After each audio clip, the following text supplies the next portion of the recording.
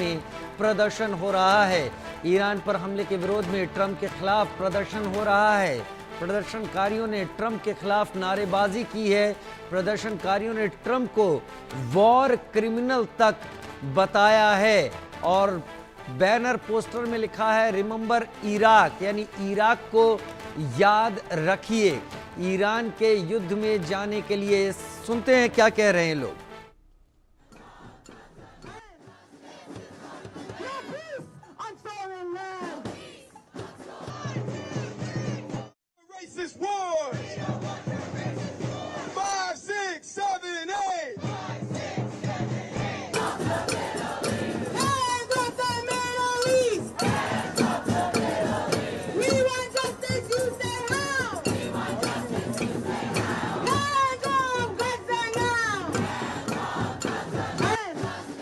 मेरे साथ इस वक्त जुड़े हुए लगातार इन तस्वीरों के साथ हम अजय, अमेरिका में हो रहे प्रदर्शन कोई बड़ा प्रदर्शन नहीं है अजय, लेकिन बहुत सारे लोग हैं और उन्होंने पोस्टर ले रखे थे कि रिमेंबर इराक, इराक को याद करो, क्योंकि इराक पर जब हमला हुआ था तो बात वेपन ऑफ मास डिस्ट्रक्शन की हुई थी, वो बाद में मिले नहीं थे।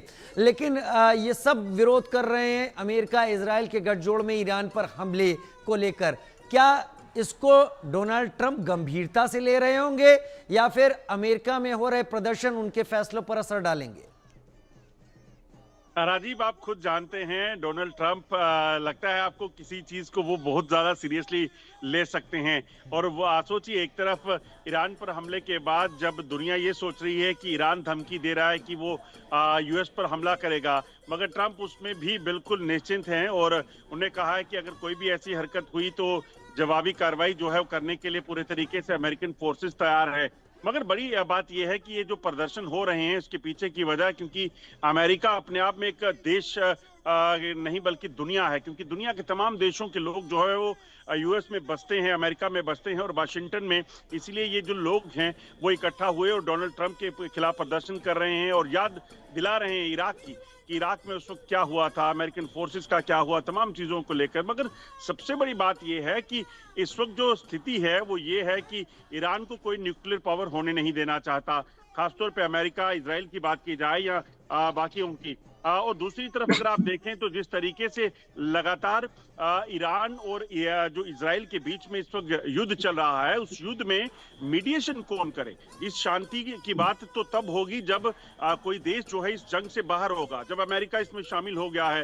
रूस साफ तौर पर कह रहा है कि अमेरिका ने गलत किया तो इसलिए वो ईरान के साथ खड़ा है और जरूरत पड़ी तो कई देश जो है वो ईरान के साथ खड़े हो जाएंगे।